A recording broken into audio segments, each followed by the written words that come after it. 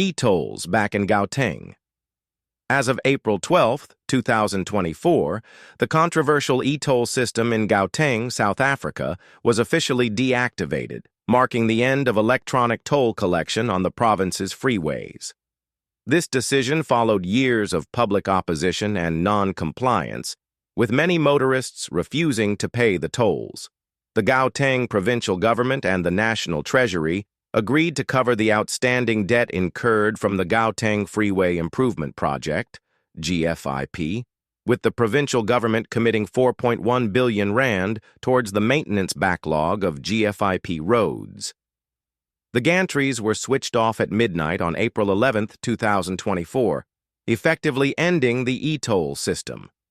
Discussions regarding the historical debt owed by motorists are ongoing, as authorities work to address the financial implications of the system's termination.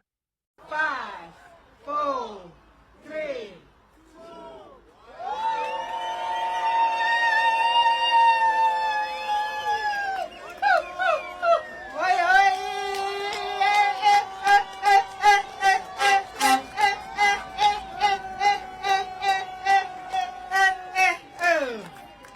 Yes. Yes. Yay. Well, it's not good news for motorists in Gauteng. If you incurred debt while the e-tolls were operational, you will still have to pay. You can't cancel the debt because it was not incurred illegally. It was the law of the country. And the fact that people decided not to adhere to that law of the country by not paying for whatever reason, that's the issue we're dealing with. So it was not illegal to pay for e-tolls. And there is more. If you paid before the e-toll tag beeps officially stopped, you will not be getting your money back. When people were paying for e-tolls, remember it was legal, it was not illegal. And they were paying because they were utilizing the service. So they will not be paid back. Maile made these comments while announcing the payment of 3.8 billion rand to National Treasury for the e-toll debt, of which 3.2 billion is for historic debt and a maintenance portion of 546 million rand. But the question is, where will the money come from to settle the debt? Just last week, Maile told a press briefing that the Gauteng Provincial Government faces the possibility of bankruptcy by 2025. The Gauteng Provincial Government will never be bankrupt. So that's the first important thing. Secondly, we are facing difficulties because of these budget cuts and because of the e-tolls. It's difficult, and that's why we are looking at various ways of making sure that we enhance our revenue and we also don't compromise service delivery. So we will budget every year. We will budget every year for the next 5 years. In our budget, as we present the budget, you will see the figure about on the e-tolls. And what we are paying, in fact, it's more than 12.9 billion, what we'll end up spending. Because there is a maintenance of roads, which is about 4.1 billion that we have not spoken about. And the interest is calculated for the next 5 years at about 4 billion. Griselda Lewis, SABC News in Johannesburg. There is a legislation which has not been repealed. You will understand that I can't therefore stand here and say people must break the law that is existing because I don't have those powers as a person. I can't. So I can't say sincere says don't pay, because the existing legislation as of now says people will have to pay. But it's a matter that we are looking at, and it's a matter that we are discussing. Following a legal process, we will then make the announcement. definitely we will make the announcement. But it will be very difficult for me to stand here and say, don't pay. I'm representing government, and I have to ensure that people abide by the law. But it's a matter that we are discussing and taking care of. And in due time, we'll then make the announcement. When we do that, we shall have followed all legal requirements so that we are not found to be making announcements that are outside the law. I make the announcement here, and then you say, but the law says this. Who are you? Are you above the law? So I can't make an announcement that for now is not in terms of what the law is saying. But it's a matter that we're attending to.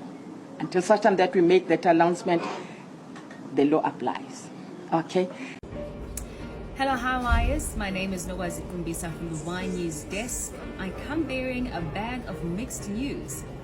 The controversial e-toll system, which was a headache for many Gauteng residents, is now a thing of the past. The beeping sound at the gantries stopped going off at midnight on Thursday. The gantries will now be used as a crime-fighting effort in South Africa's richest province. I do have a little debt. I think I got 30 grand of it now. And I won't pay it. I won't. Even if they were not scraping it, I won't pay it still. Why won't you pay? Why is it not controlled? I do have e-toll debt, but I haven't really considered wanting to pay it because I find it to be quite unreasonable to have to pay e-toll. I was hoping that they would just scrap it and scrap it entirely, scrap the debt, scrap everything, and that would make the Joburg drivers very happy and we can just carry on with life. I mean, life is quite expensive and the rates and taxes that we're paying are already maybe not being used appropriately. For Y News, I'm Nogwazi Kumbisa. Someone called Andrea reached out to us, and we have since found out that Andrea van Heerden is the head of legal when it comes to... Andrea, what's your title? The head of legal? It's so good. It's such a good title. The Senior Legal Project Manager. Senior Legal Project Manager at OUTA. Yes. In the what OUTA, division? correct. In what division, Andrea? It's the accountability division. The Accountability. The head of legal for accountability in South Africa. You must be the busiest person in the world. Yeah, one of them, but I must say that our esteemed as Wayne Divinage and Stefanie Fuck are more busy than us, but corruption never sleeps. So you dropped us a message yesterday after our e-tolls conversation. Why? I think it's very important to learn exactly what is going on. I think there's a lot of mis or disinformation currently out there. And at the end of the day, I think I just want to make OUTA's position clear on e-tolls first before we have this conversation. Yeah. I'm a legal person. I have a legal degree, so I will never tell someone to break the law, disobey laws. Yeah. But it comes with a disclaimer, and that's why I work for OUTA. At OUTA, we firmly believe that if legislation is irrational, impractical, and cannot be enforced, it will not withstand constitutional scrutiny, number one. And number two, government actually loses their credibility because they can't enforce the law. Yeah. So on the back of this, that brings us to this whole e-toll discussion of why people should pay or why they should not pay. And I think we always tell people that at the end of the day, it's your own choice whether or not you want to pay or not. But from OUTA's perspective, after reading the legislation, after looking at how this whole scheme came about, we believe it is absolutely irrational. And more so, it will be irrational for us to actually pay and buy into this scheme. Except for Roz. Okay, she's the only one. I'm about to ask you the question from my irrational bank account that has to pay for my e-toll every month. What is my recourse here? Because I don't feel like it's been made clear what actually is happening. We've been told they were going to scrap them. We've been told the provincial government said, no, we don't have to worry. Now they're taking it to the proper government to say, okay, we don't want to pay this anymore. But the bill is still outstanding. So where does that leave me? Yeah. You see, and that is exactly what I wanted to clear up, because I do understand the confusion, because there's a lot of people out there like yourself, Roz, that feels like I need to keep on paying because, I mean, where's this money coming from? But what we forget is if we just look at the ETOL, so the ETOL scheme, they call it the GFIP, the Gauteng Freeway Improvement Project, Yes. where a declaration was issued by SANRAL over that stretch of road to declare it a toll route. And that's why they charge you on as electronic toll system, because in terms of legislation, there's a declaration declaring that they can. So when they incurred the cost, we're talking about roughly about 20 billion rand for SANRAL to finance this ETOL scheme. So there were a lot of money that we had to go borrow. SANRAL had to go borrow, and that accumulated to about 20 billion rand. But since 2011, the financial year of 2011-2012, to date, SANRAL has received almost 30 billion rand exclusively for the GFIP debt. Just for the debts? Technically, just for the whole GFIP project. Yeah, okay. So they received 10 billion rand more than what it cost them. But yet they are still bidding people to pay. And that's what people don't understand. Essentially, you're being double taxed. So you were being asked to pay for the road, then the road got paid for, and now we just keep charging. Exactly, because there are a lot of administrative issues involved as well. I mean, just looking at the collection contract, you guys spoke about this Austrian company yesterday. Yeah. Now, that Austrian company is called ETC, the Electronic Tolling Commission or Collection Agency, that has a contract or a tender with SANRAL Lex, the ETOL. Now, the ETC gets paid an amount, X amount in terms of their contract. It doesn't matter how much money they collect in from you. Yeah. So they still get paid a specific fee. Got now, that you. contract initially was only for 8 years. And it's been extended so many times now that the last extension, it should come to an end now in December. Yet no other plans have been put in place to replace it. Okay, So and we're Andrea, still incurring costs. Before we run out of time here, let me just ask you a basic question. Do we know what's going to happen? Is someone at some point going to tell us officially that this thing is scrapped and it will be scrapped? Do we even know if that will happen? Well, that is the hope. So the funding issue needs to be resolved. Once that is resolved, SANRAL can withdraw the declarations. Once that is done, ETOLs are officially dead. But just a food for thought. Currently, SANRAL is sitting at 11% compliance rate. Ah, okay. So your we choice. will wait and see. And for me, as part of that 11%, I just want to know when I'm going to get my money back of the 30 billion they've already collected. No, we told you you're not. Jou geld is weg. Unfortunately, it's not illegal. So the law is not illegal. So any amount you paid for ETOLs, you won't be able to have any recourse to get it back. But on the other hand, they can't enforce it either. All they right. can't blacklist you, no criminal complaint, and they're not successful with civil litigation. Okay, that is good to know. Andrea, we appreciate your time this afternoon. Thank you very much. It's a pleasure, anytime. Yeah, Andrea. And I love your show. Thank you so much. Thank you. Oh, we've got some cool people who Ja, listen to we us. do. Love it. Andrea van Heerden from Outer, we appreciate it. Nee, Rosie, jou geld is in Oostenryk. Nee, kyk. The hills are alive with Rosie's bank account. Shoshanks. Jacaranda FM.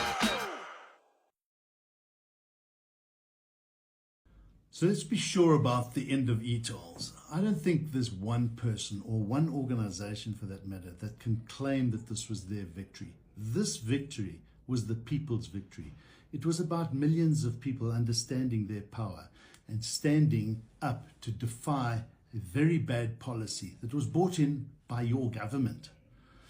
So what we find quite absurd is when one political party claims that this was their success to turn off e-tolls.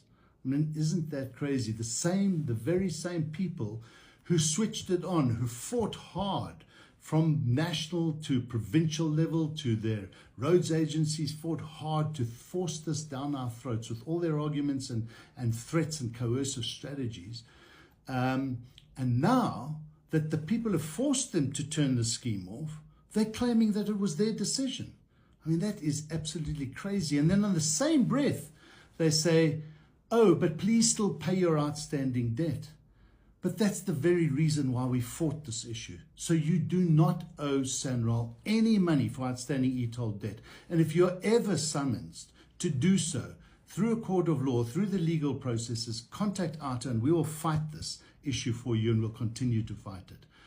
Thank you and well done to all the citizens, the motorists, the people, the businesses that fought this issue. It is your win, certainly not government's and certainly not any political party's win.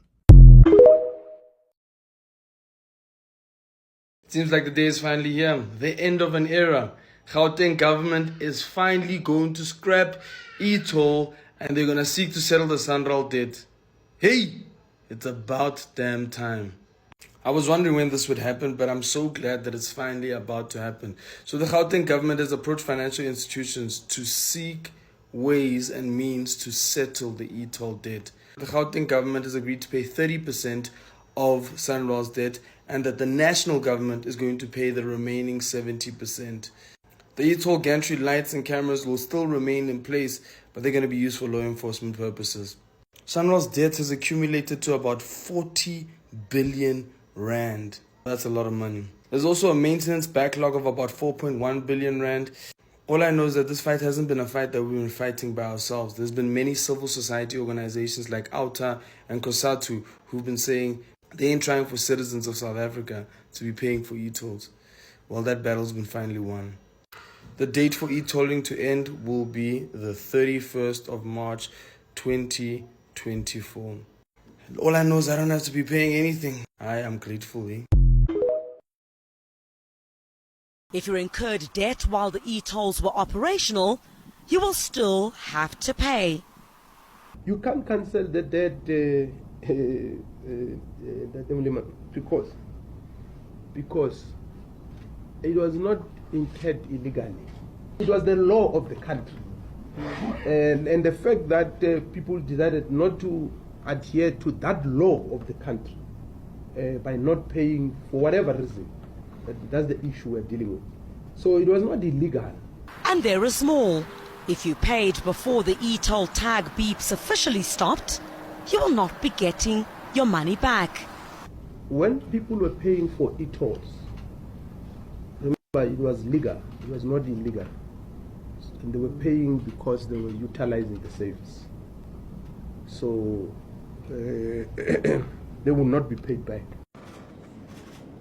The e-tolls, so we must pay e-tolls. We said we will pay e-tolls and we are going to pay e-tolls. And as we are saying, it's one of the spoho in the budget because it's a lot of money that we must pay over a period of time. And we constantly engage national. But you've got departments that have accruals, which also affects some of the liquidity issues because they must pay work of the previous years before they pay for the current year. And the current year already has got plans and all that. And that affects, in that sense, it's not that we are, but I'll ask the HOD to add to that. And then on the e-tolls, we are continuing to pay.